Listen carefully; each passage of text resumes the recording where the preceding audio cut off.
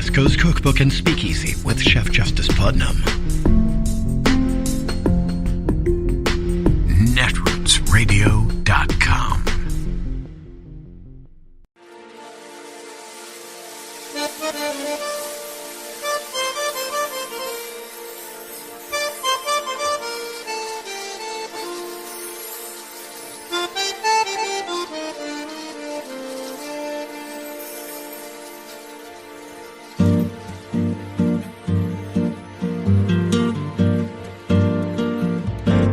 Je voudrais du soleil vert, des dentelles et des théières, des photos de bord de mer, dans mon jardin d'hiver.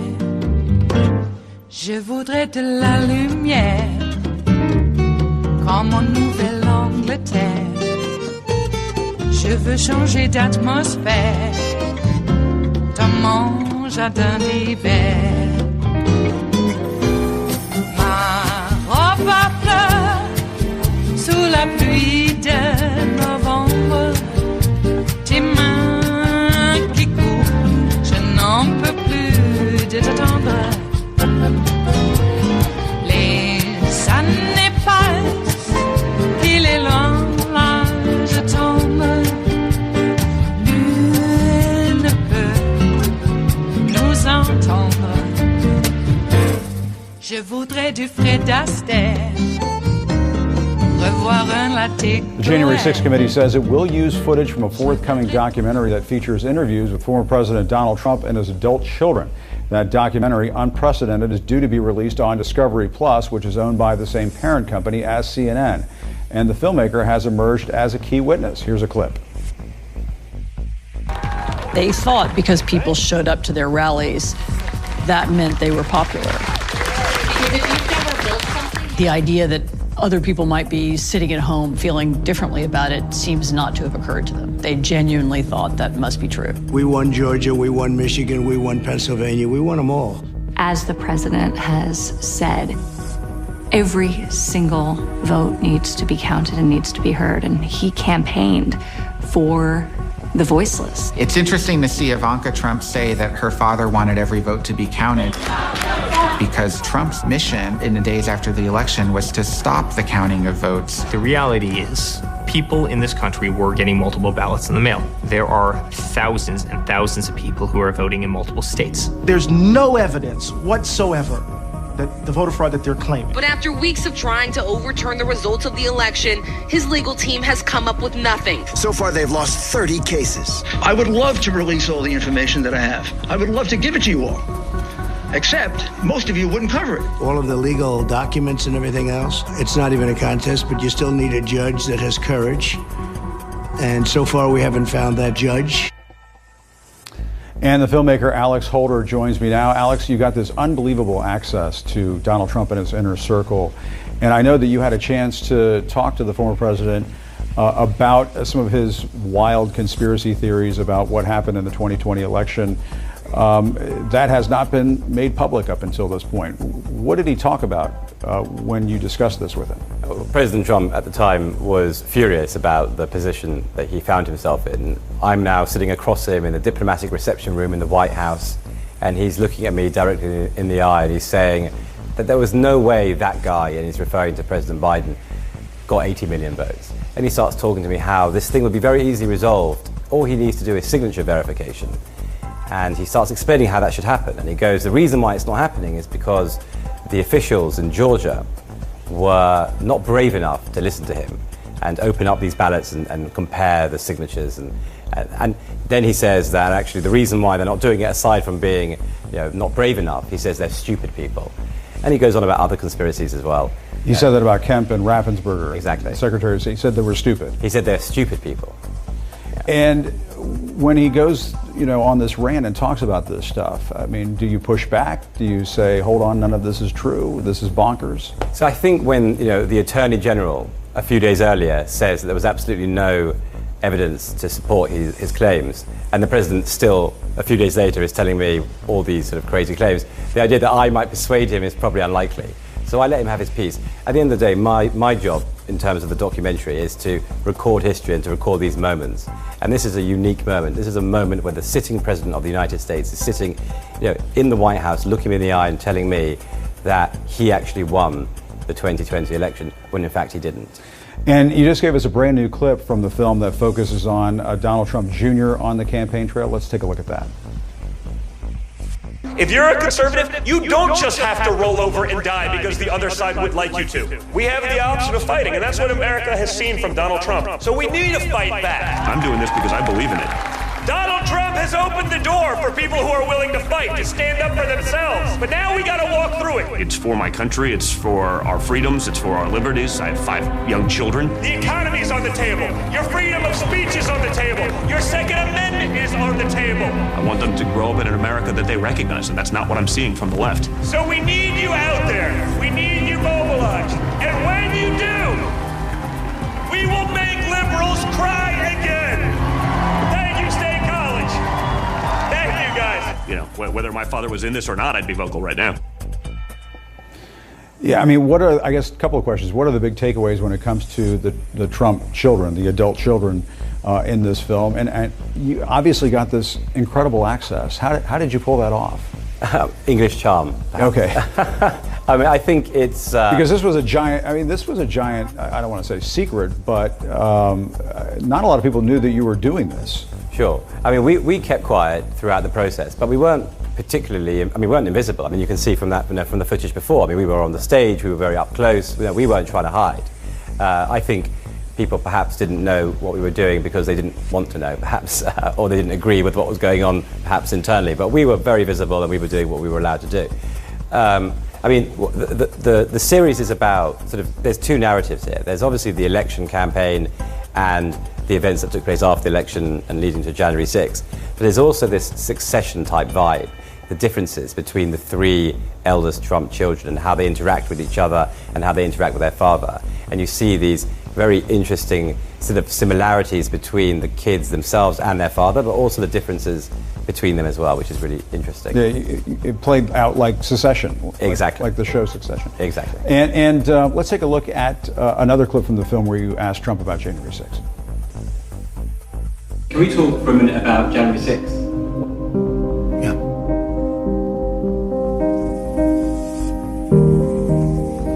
Well, it was a sad day, but it was a day where there was great anger in our country.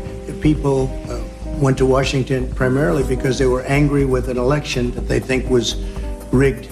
A very small portion, as you know, went down to the Capitol, and then a very small portion of them went in.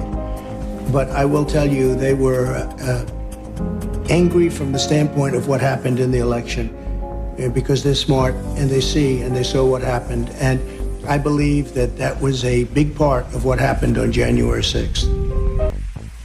So he's still showing no remorse. Did you pick up on any remorse for what happened on January 6th?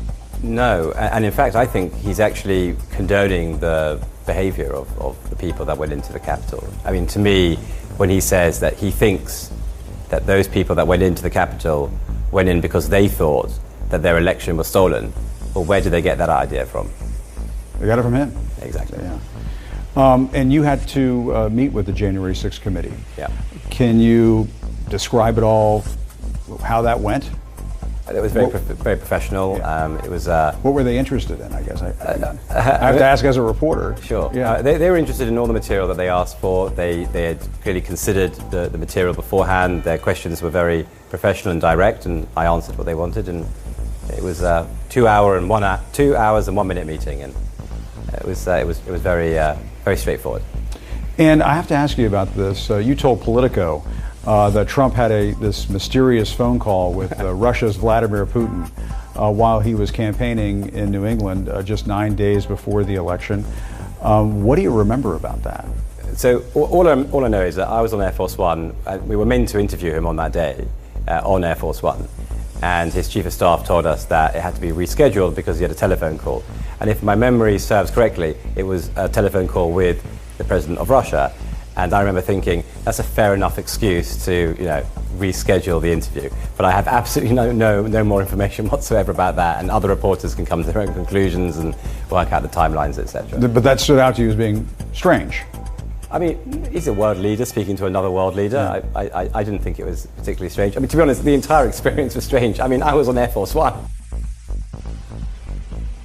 It is Monday, the 27th of June of 2022, and you are in West Coast Cookbook and Speakeasy. I am your chef de cuisine, Justice Putnam. Gunner the English Bulldog is our snoozing sous chef, and our daily special is River City Hash Mondays. Yes, it is Monday, and the pretty much the end of June. We only have a few more days left. Had quite a bit of hot weather over the weekend here in Southern Oregon. Well over 100 degrees. In fact, over 110 at certain spots here at the mothership, according to thermometers placed throughout the property. Because we like to track it. Mini climates all over the yard. Well, also there was some other hot news over the weekend. Did you hear that somebody tried to assassinate Rudy Giuliani? Yeah, they even have tape of it. Yeah, apparently some worker at this market that Rudy had gone into with a bunch of people, supermarket apparently. And one of the workers came up and attempted to assassinate Rudy by, patting him on the back. I guess Rudy doesn't realize that America is much more Big Brother than we expect, because the security camera in the store showed that it was a pat on the back. I think Rudy was a little upset when the kid, I say as a kid, because anybody under the age of 40, to me at this point, is a kid. Well, okay, 30. Anyway, I'm sure that the young man, was in his 20s, say. Or, yeah. Anyway, the security camera video is a bit grainy, but it's a pat on the back. And like I mentioned, I think Rudy was more upset because the young man said, "What's up, scumbag?" That gave him a pat on the back.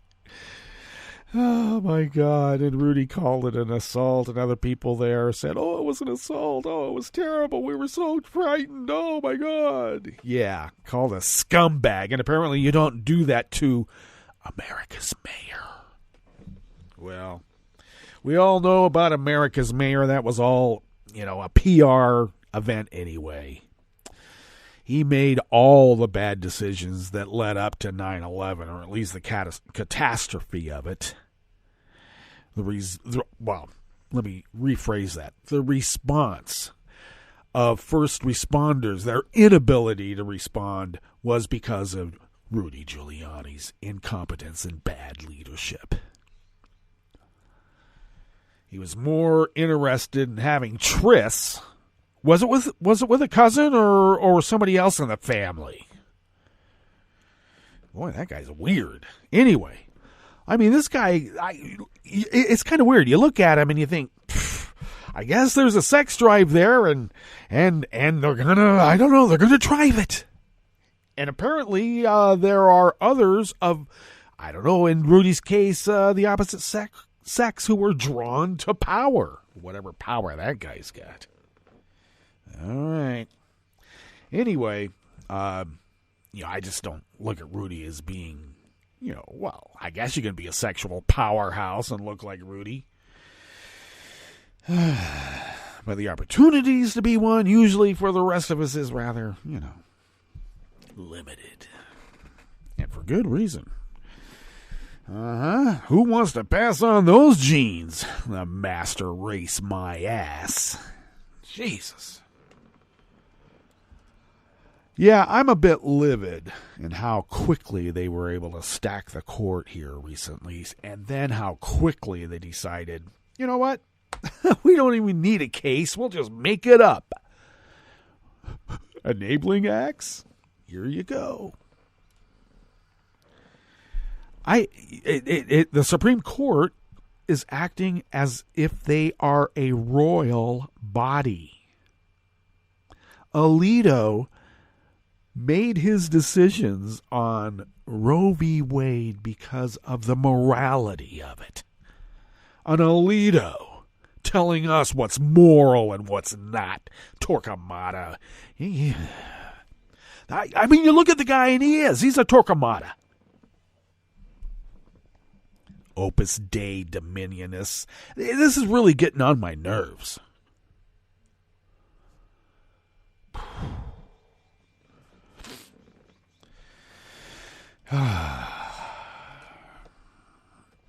I just don't understand what they... So, I suppose there's a flight or fight response in a lot of people, because I see some people who want to flee. And I, in some ways, don't blame them. You know, I mean, it's scary, you know? An individual can only do so much. And then, when the general population realizes, oh my God, here comes the Nazi lava flow, we better get out of the way, it might be a little bit too late. Yep, all the transport is taken up. So, some people are getting out when the getting's good. And others are, I don't know, upset that they are doing that. Well, I don't blame them. I have friends who have moved to Canada. And, they lived in California. But California is not the whole of the United States. So, I don't know. In some ways, with defense industry and other aspects of what it takes to be a nation state, California might actually put up a pretty good resistance against the rest of the Nazis taking over America. And California might get some help with, friends in Oregon, though we have our own little problem from within. But, we can probably drive them into a part of Idaho where we can fence it off. We'll call it Free Idaho. That way they'll feel, like they're among friends. Free Idaho. I have a lot of friends who have moved out of Idaho because of, it looks like it's being taken over by a bunch of Nazis. Because it is. Well, the other response is to fight. And that means vote. Now, I hope the people, when they decide to expatriate, will still vote. Giving up your U.S. citizenship to move to a country where, the legal definition of when it's legal to have an abortion in some ways is a lot worse than the state of California. Just saying. But we need to vote. And, part of that whole process is making visible our discontent. That's why we have a right to protest. So that brings up another subject. In the last 50 years, have you ever seen the cops manhandle an anti-abortion protester, even ones who have blown up the Olympics, blown up health clinics, murdered receptionists and nurses, murdered doctors in their church? Have you ever seen the cops manhandle an anti-abortionist in the last 50 years the way we've seen them go after defenseless, weaponless women protesting this court decision? Never have we.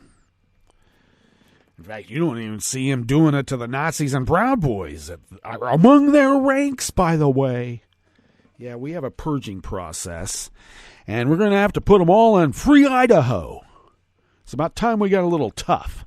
Or, I don't know, we could make Guantanamo. Call Guantanamo Free Idaho. Everybody will want to go there who's, antisocial. Of a certain stripe, shall we say.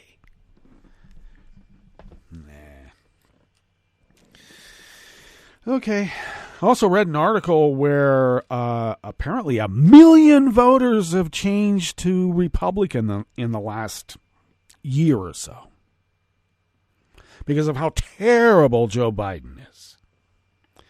His socialist practice of giving, canceling student debt, which, I still don't get it. You get scammed out of your property. The scam artists get caught, and you can't get your property back. What's up with that? It's socialism to get the property that was stolen from you by scam artists. All right. No wonder Trump only had to pay $20 million for the fraud of Trump University. My God.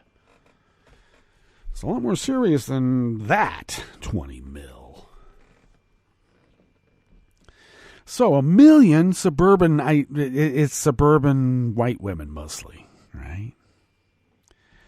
Which just goes to prove that decades of Nazi propaganda pushed through the Federalist Society, the American Enterprise Institute, the Freedom Caucus, etc., the Koch brothers, the Petersons, etc., is now showing the fruits of its efforts because anybody who believes that BS has been brainwashed into believing this BS.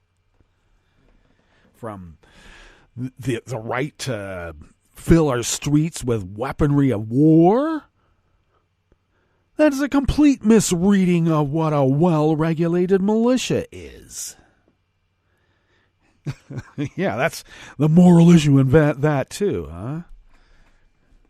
And the whole idea of stare decisis. There's no such thing anymore. We don't have a representative democracy with a royal court. See what I did there? Because that's what they are. They are an imperial royal court, deciding for all of us lessers who are by our very nature immoral, and we must be directed and corrected. Looks like the Tories are back. Here they are. All right.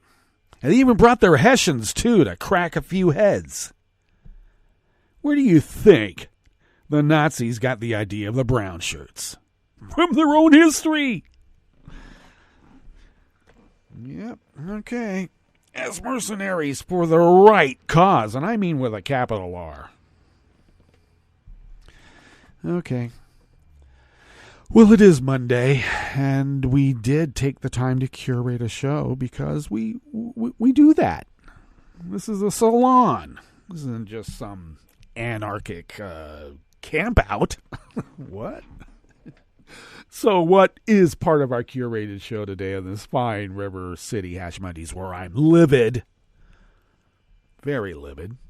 Well, that British documentary filmmaker who provided evidence to the January 6th Select Committee revealed a conversation he had with Trump days after he lost the election. We've heard that, didn't we?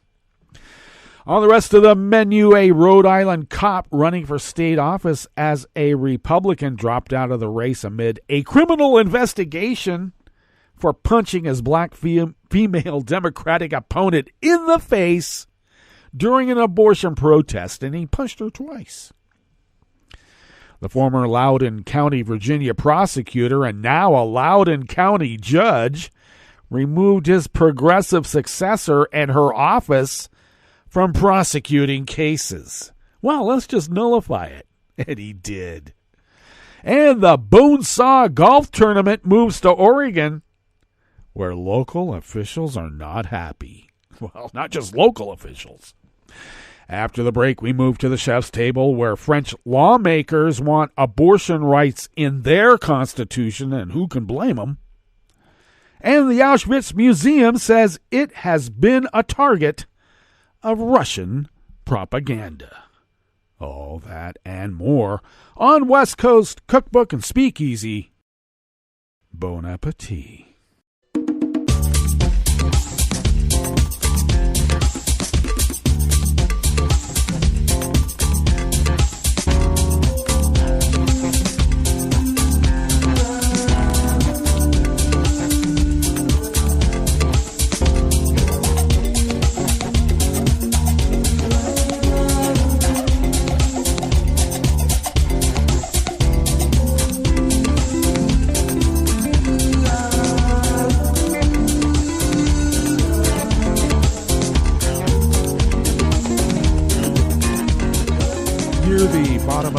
page at netrootsradio.com. To the right of the page is the chat room link, and the chat room is monitored by Kelly Lincoln. Thank you, Kelly.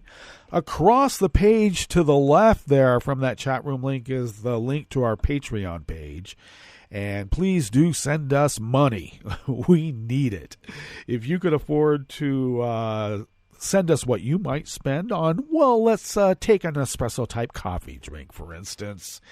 Everybody knows what that costs, even in these inflationary times. If you could send those funds to us once a month, we're able to pool those resources and pay our bills. And then we're able to continue this powerhouse of resistance that we have been powerhousing and resisting with for the last 11 years with your help, and we thank you for that generosity. If you would follow Netroots Radio on Twitter at Netroots Radio, Tom takes care of that. We thank you, Tom, and you out there for following us at Netroots Radio. Follow me on Twitter at Justice Putnam. I just happened to post the show notes and links diary on Daily Codes about 10 minutes before showtime. That's automatic, but then I have to manually do it on Twitter. I know there's technology out there that would help. I'll figure it out, maybe. Anyway, the show notes and links is where the real reportage is, so I do post the show notes and links up there on Twitter and other social media platforms. You can follow the show on Twitter at Cookbook West. And I got to tell you, most importantly, in many cases, you can pick up podcasts by way of Spreaker, Stitcher, TuneIn, iHeart, YouTube, iTunes, etc., etc., etc., etc. And the deep archive of the Netroots Radio Library for the last 11 years is at the Internet Archive at archive.org. All right. This first offering here in the Bistro Cafe of West Coast Cookbook and Speakeasy, River City Hash Mondays, is out of the Washington Post by Timothy Bella and James Bacallis. A Providence police officer who was running for state office as a Republican, dropped out of the race on Saturday amid a criminal investigation for punching his Democratic opponent in the face during an abortion protest. And she just happens to be black, and she just happens to be a she. Rhode Island political cooperative chairwoman Jennifer Rourke was among those who spoke at a Friday night protest outside the State House following the U.S. Supreme Court's decision to end the right to abortion.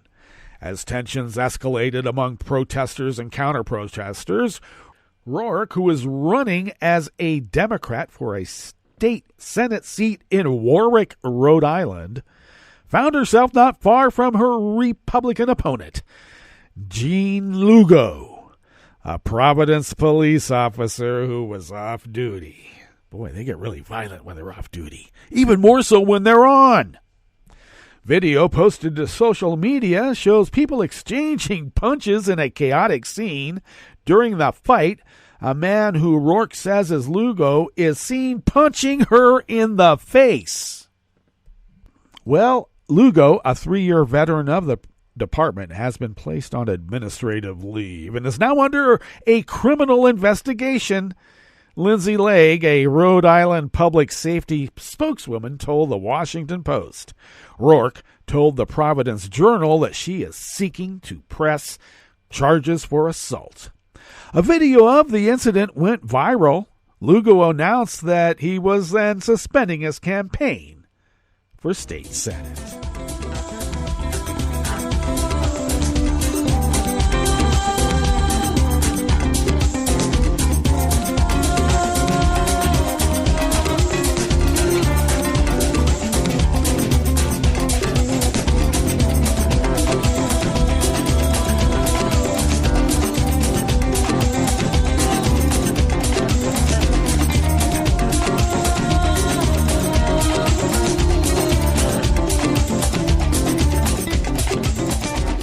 Tom Jackman, also of the Washington Post, brings us this next offering here in the Bistro Cafe of West Coast Cookbook and Speakeasy.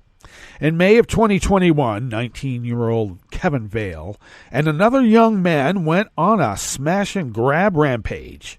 Across 4 counties in northern Virginia, they hurled rocks through the windows or doors of closed businesses, stepped inside, and took what they could, whether merchandise or cash registers or just cash.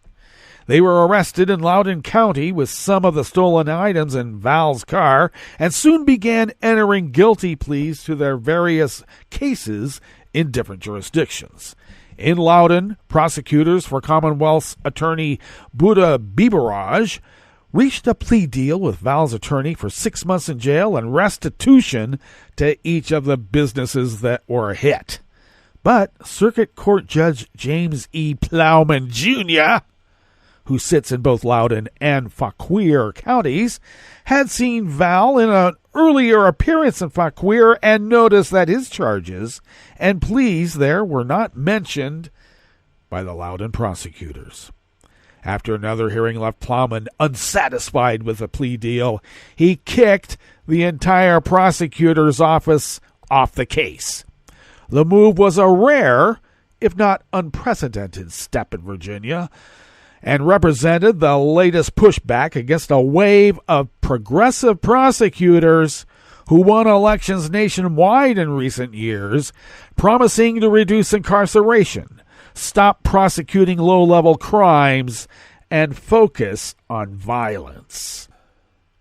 This is not about Buddha Biberaj. Biberaj said in an interview, it literally is about individuals who are inserting themselves into the electoral process. She compared the resistance to elected progressive prosecutors to the actions of rioters attempting to interrupt the Electoral College certification at the U.S. Capitol on January 6 of 2021. Biberaj said these people are trying to subvert the will of the voters. And it should be noted that this judge was the previous prosecutor and a Trump supporter.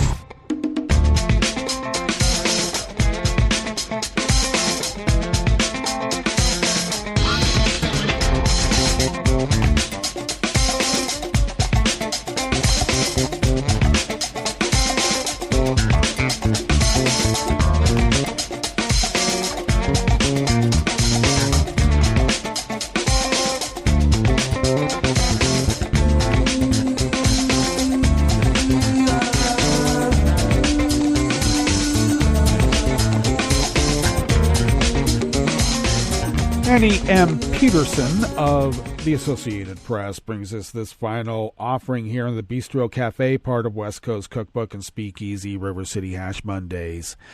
Saudi Arabia-backed Live Golf is getting a chilly reception in Oregon, its first stop in the U.S. This coming week, the series, which is paying enormous signing fees for players like Phil Mickelson and Dustin Johnson, descends on Pumpkin Ridge Golf Club in tiny North Plains, nestled in the rolling hills west of Portland, Oregon. But the North Plains mayor, as well as officials from surrounding cities, have written the club's owner, Escalante Golf, with concerns.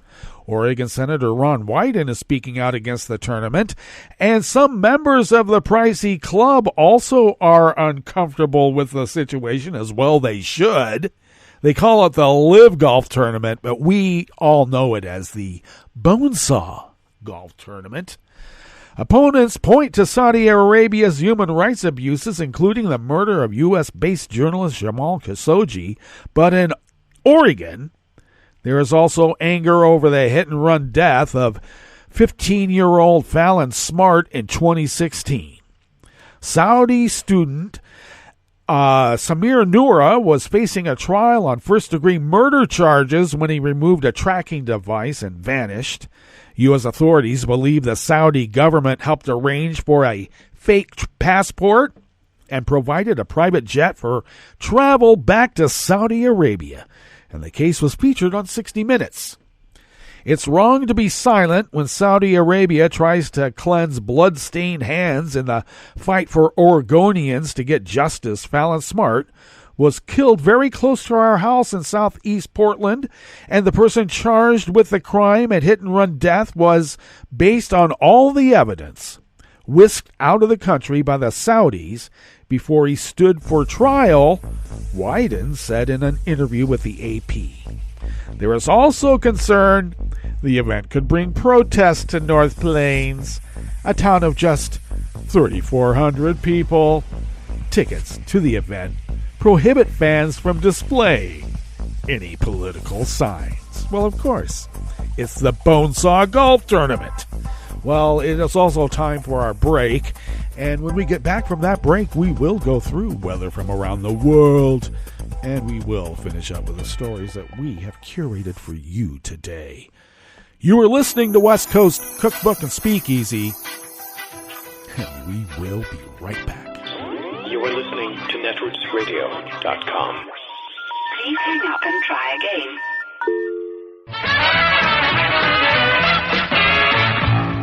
From a point at sea to the circles of your mind, a new force is at work for planetary transformation.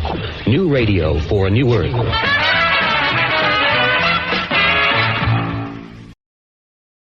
This is Take Two Movie Review. I'm Clinton Johnston. This week, Unhappy Together. For surreal British mockumentary Brian and Charles, directed by Jim Archer in his first feature, and written by its stars David Earl and Chris Hayward, boy, is the marketing mistoned. Watch the zippy trailer with its quick cut set to the turtles happy together, and you'd think that this movie, about a reclusive, awkward rural inventor who builds himself a robot companion despite his lack of training and despite his incompetence, you'd think that this movie is a lighthearted romp. It's not. Instead, it's a moderately paced story framed by quiet establishment shots of the overcast Welsh landscape, grimly beautiful, yet leaking with isolation and disappointment. When Charles the Robot sees a travel show set in Honolulu and immediately wants to go because of the sun and the warmth, not because of the hula girls as the trailer suggests, we don't blame him.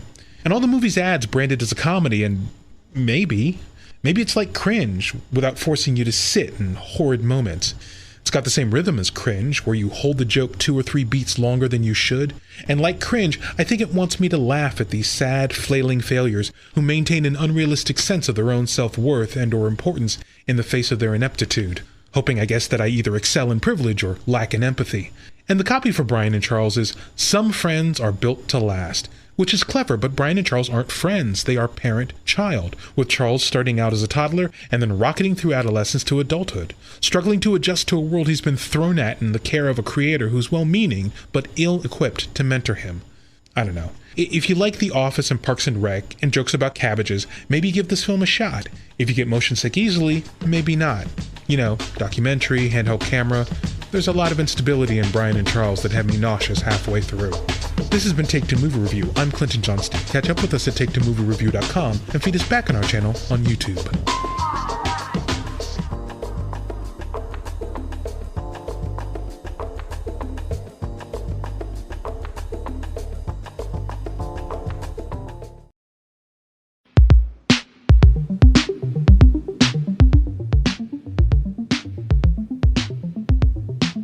This is Scientific American's 60-Second Science. I'm Karen Hopkin. Think of a top executive at a powerhouse company.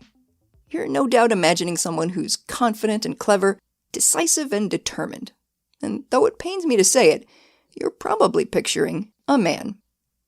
The sad thing is, you wouldn't be too far off the mark. Around only 7% of S&P 500 CEOs are women, despite women making up 50% of the population. That's Asher Lawson, a graduate student at Duke University's Fuqua School of Business.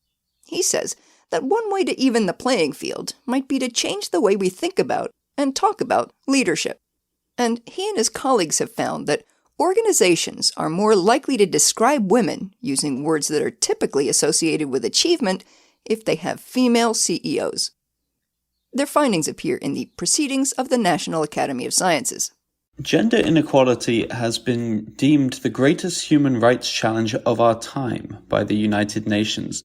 In our research, we're interested in specifically some of the factors that perpetuate these gender inequities, as well as the downstream consequences of those gender stereotypes. To get at the roots of these stereotypes, Lawson and his team took a closer look at corporate speak and the words businesses use when referring to women. So we're really interested in language because it gives us this deep insight into how people are thinking about women in a way that doesn't rely on them reporting it themselves. Now, coming straight out and asking companies how they feel about females can lead to some fanciful forecasting.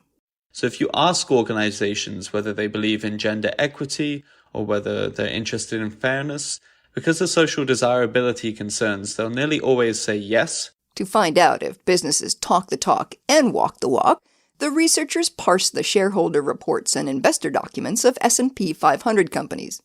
Using natural language processing techniques, they analyzed some 43,000 files, containing more than 1.2 billion words. And they looked for associations between words that signify women, like she and her, and words typically associated with leadership, like assertive or ambitious or effective.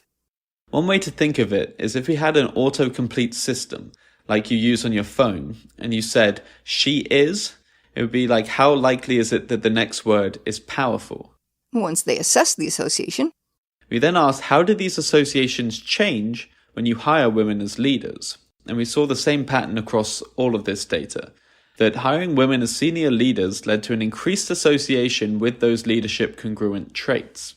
And it wasn't that the companies were extolling the virtues of their own specific staff. So it's not just discussion of those new CEOs and board members, but actually generalizes to discussion of women more broadly.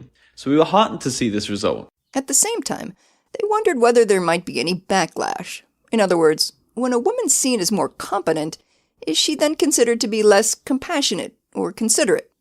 Happily, we saw that there was no decreased association with being caring and these kinds of likable traits.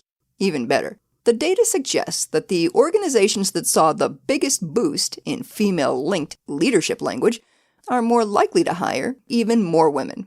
So this highlights the opportunity for a virtuous cycle where the effect can snowball. Appointing women leads women to be more closely associated with these traits that are seen as necessary to be leaders, and this can actually precipitate hiring more women in the future.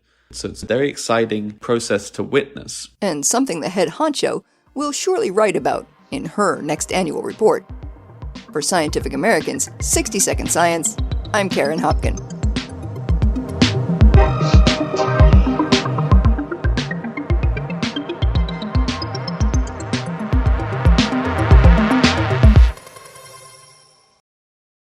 I was in the middle of the Atlantic Ocean when it happened. There was a sudden jolt and our submarine crashed on the seafloor. We were in total darkness. That's Dr. Dejana Figueroa, a marine biologist and STEM teacher, talking about a deep sea dive she'll never forget. It's funny, when I was a kid, I was afraid of the ocean, and there I was, 2 miles below the surface. But as a scientist, you prepare for that. Using our training and a little creativity, we fixed the sub and finished our experiments. The dive was just too important. Every dive gives us glimpses at things few people ever get to see. Glowing creatures, fiery undersea volcanoes. When we got back to the surface, I kissed the ground and called my mom, of course. But you know what? I wouldn't trade that dive for anything. Dr. Figueroa uses her passion for STEM to discover new things and make the world a better place. She can STEM, so can you. Check out She Can STEM for more stories and inspiration. A message from the Ad Council. Wouldn't it be great if life came with a remote control? You know, you could hit pause when you needed to, or hit rewind, like that time you knocked down that wasp's nest. Uh-oh. Well, life doesn't always give you time to change the outcome, but prediabetes does. With early diagnosis and a few healthy changes, you can stop prediabetes before it leads to type 2 diabetes. To learn your risk, take the 1-minute test today at doihaveprediabetes.org. Brought to you by the Ad Council and its prediabetes awareness partners. This program is presented by the Centers for Disease Control and Prevention. Pools, water parks, and other recreational water venues are popular places to relax and stay cool, but they can be sources of serious illness. Since 2000, nearly 500 outbreaks have been reported at recreational water venues in the U.S., resulting in over 27,000 illnesses and 8 deaths. Most were caused by parasites, bacteria, viruses, or certain chemicals in the water. Parents with young children who have diarrhea should not allow their children to swim or play in the water. In addition, bathers should check the inspection scores of pools and water parks and can conduct mini inspections using test strips before getting in the water. A few simple precautions can allow you to share the fun, not the germs. Thank you for joining us on A Minute of Health with CDC. For the most accurate health information, visit cdc.gov or call 1-800-CDC-INFO. Hi, I'm Tom Hartman, and since you're listening to netrootsradio.com, show your progressive side and go to the donate button on the bottom of the homepage. It's progressives like you who power Netroots Radio and keep the progressive message beaming everywhere 24 hours a day. Just go to our donate button at the bottom of netrootsradio.com. Thank you for keeping progressive radio at full power.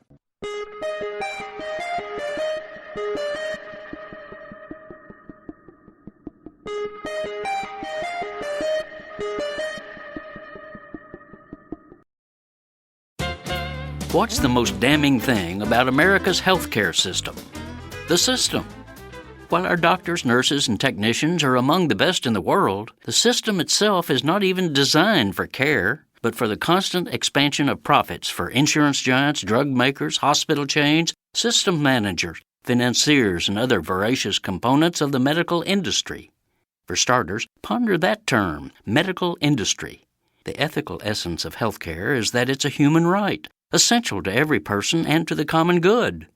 But corporate elites now claim to own our health by shriveling the concept of care to just another product available to those who can pay whatever monopolistic industrialists demand. But this rationing of care meant the industry was leaving a mass market of millions of patients untapped.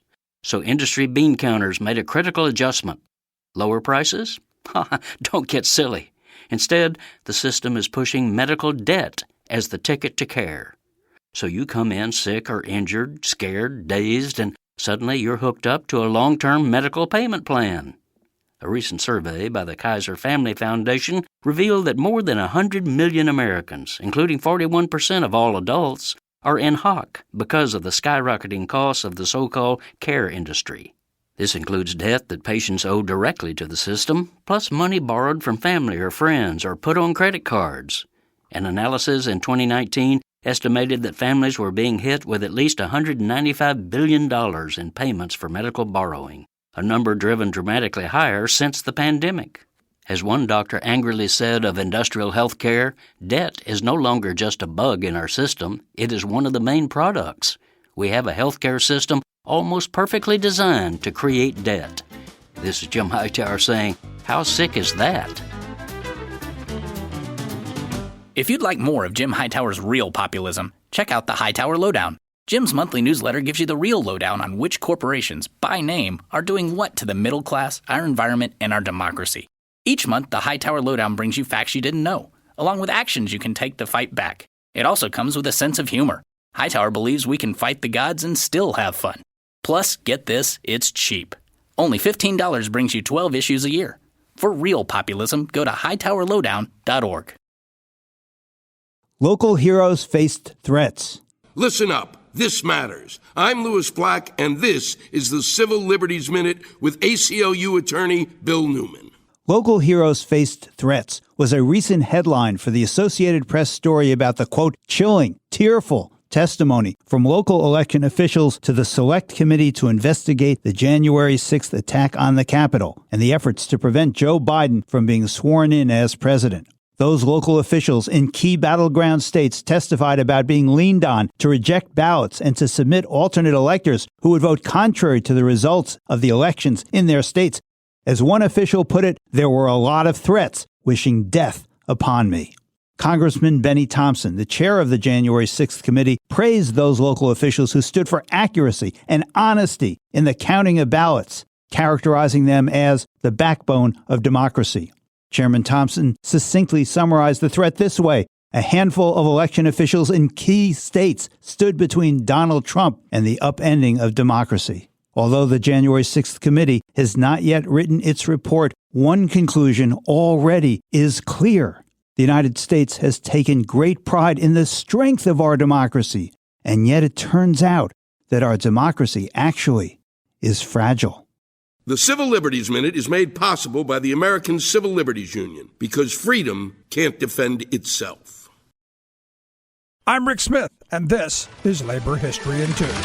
On this day in labor history, the year was 1993. That was the day that A.E. Staley locked out 763 workers at their corn processing plant in Decatur, Illinois. Labor management relations grew increasingly hostile, with foreign-owned Tate Lyle's decision to bring in new managers. The new management ordered workers to disregard safety regulations. An OSHA investigation found an astonishing 298 violations at the plant, triggering more than $1.5 million in fines. Despite the fines, worker safety concerns persisted. Management proposed a new contract designed to destroy grievance rights, seniority, and worker safety. Even worse, workers would be required to work 12-hour shifts. They would have to be available both night and day shifts at management's whim. 96% of the workers voted to reject the contract. In response, the company locked the workers out of the plant. The locked out workers were replaced with scabs. As the lockout wore on month after month, and in the face of the employer's refusal to negotiate, the workers had to rely on one another to stay strong. They went door to door throughout Decatur to inform the public about what was happening. In 1994 and 1995, the workers were joined on the picket lines by United Auto Workers from the city's Caterpillar plant and rubber workers from Bridgestone Firestone. Those workers had gone out on strike as their employers took extreme hard-line bargaining positions, earning Decatur the nickname of Strike City. The eyes of the nation were on central Illinois. It seemed that the Decatur struggle was the stage for the modern labor movement. Workers were fighting back in the age of international mergers and all-out attacks on union workers.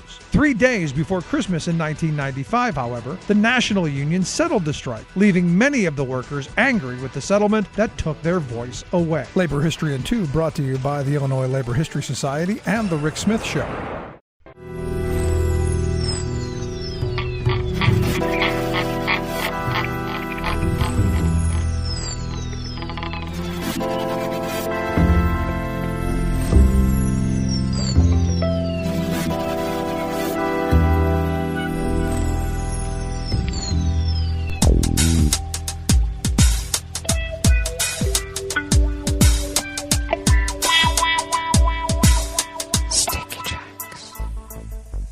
Thank you for accompanying us here to the chef's table at West Coast Cookbook and Speakeasy River City Hash Mondays. We always begin weather from around the world along the banks of the Rogue River in the Rogue River Valley of Southern Oregon on the west coast of the continental United States of America, where it is currently 65 degrees Fahrenheit, expecting a high of only 95 to 100, only because over the weekend we were at 108 and then yesterday 112. So we were quite warm and we took all the precautions, so we're still here. All right. It might be a furnace, but it's okay. So it looks like we'll have sunny skies throughout the day. The winds will be out of the west and will have picked up to 10 to 15 miles per hour in a couple of hours. And then clear skies overnight with a reprieve in the overnight temps. We will be in the low 50s. Winds will continue out of the west at a brisk 10 to 15 miles per hour. Sunny skies tomorrow with highs dropping to the upper 80s. Winds out of the west-northwest decreasing at 5 to 10 miles per hour. Confirmed cases of coronavirus in Jackson County in the southern part of Oregon have not been updated from their Friday totals, which stand at 461,025 confirmed cases, and deceased remains at 549. Pollen is rated very high in Rogue River proper. The air quality index for the region is good at 32 parts per million, and of course that daytime UV index is very high at level 9. Barometric pressure is rising at 30.01 inches. Visibility is up to 9 miles, and relative humidity is at 62%. Weather from around the world is brought to you by a crowd of crowdsourced weather stations that a crowd crowdsources from around the world. London is 61 degrees and partly cloudy. Paris is 76 and sunny. Rome is 97 and fair with a heat advisory. Kyiv is 86 and mostly cloudy. Kabul is 80 degrees and clear. Hong Kong is 83 and fair. Tokyo is 81 and clear. Sydney, Australia is 46 degrees and mostly cloudy. San Francisco, California is 53 and cloudy. And New York is 77 degrees Fahrenheit and cloudy. And that is weather from around the world, brought to you by a crowd of crowdsourced weather stations that a crowd crowdsources from around the world.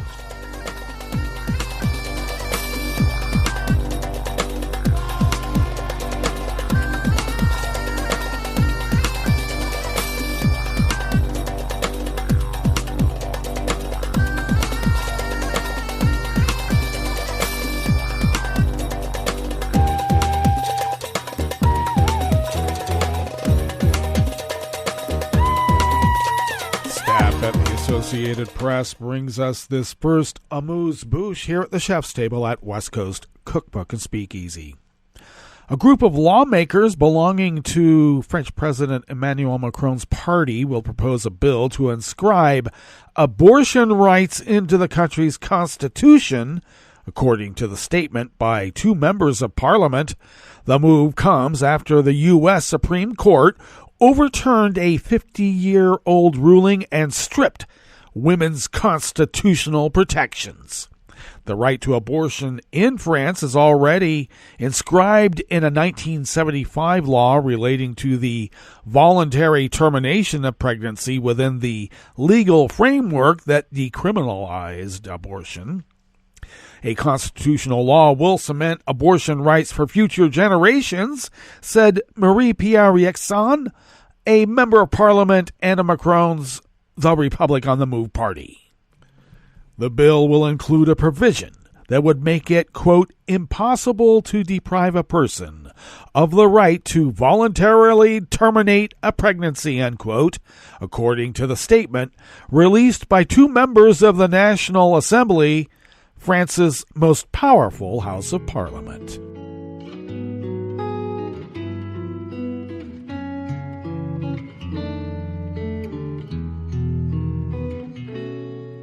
Je te donne ce mon amour pour la vie entière.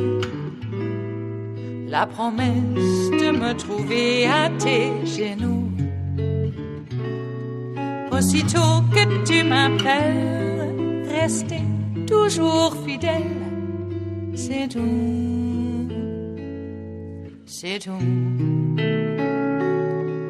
Je te donne tous mes printemps, mes étés de mer, mes automnes quand les feuilles tombent partout. Si ce n'est pas une bonne affaire, je te donne tous mes hivers. Vanessa Guerra of the Associated Press brings us this final amuse-bouche here at the chef's table at West Coast Cookbook and Speakeasy. The Auschwitz Museum alleged on Friday that it was the target of primitive propaganda spread by Russian state agencies on social media. The museum said that social media posts falsely claimed to show anti-Russian stickers placed around the memorial at the former site of the Auschwitz death camp site in southern Poland, an area under German occupation during World War II. Russia and Russians, the stickers appearing in fake images say. The only gas you and your country deserve is Zyklon B. That is a reference to the gas the Germans used in the mass murder of Jews and other camps. The images were tweeted by official Russian state sites, including the Russian Arms Control Delegation in Vienna, and retweeted by the Russian Ministry of Foreign Affairs. They appeared intended to portray Russians as targets of vicious Russophobia. Some posts claim the stickers were the work of the Ukrainians, and the Auschwitz Museum denies all of it.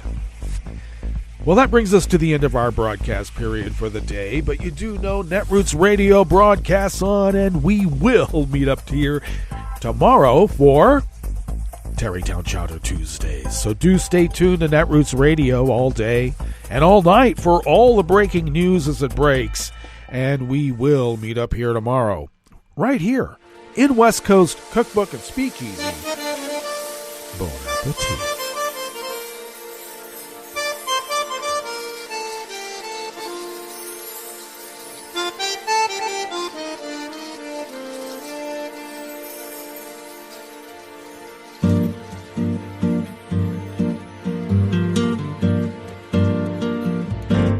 Je voudrais du soleil vert, des dentelles et des théières, des photos de bord de mer, dans mon jardin d'hiver.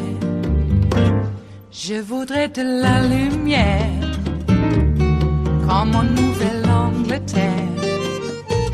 Je veux changer d'atmosphère, dans mon jardin d'hiver. Robe à fleurs, sous la pluie de novembre, tes mains qui courent, je n'en peux plus de t'attendre. Les années passent, qu'il est loin, là je tombe.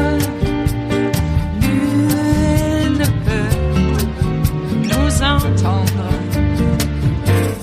Je voudrais du Fred Astaire, revoir un latte Goël. Je voudrais toujours te plaire dans mon jardin d'hiver. Je veux déjeuner par terre, comme aux langues de golfe clair. T'embrasser les yeux ouverts dans mon jardin d'hiver.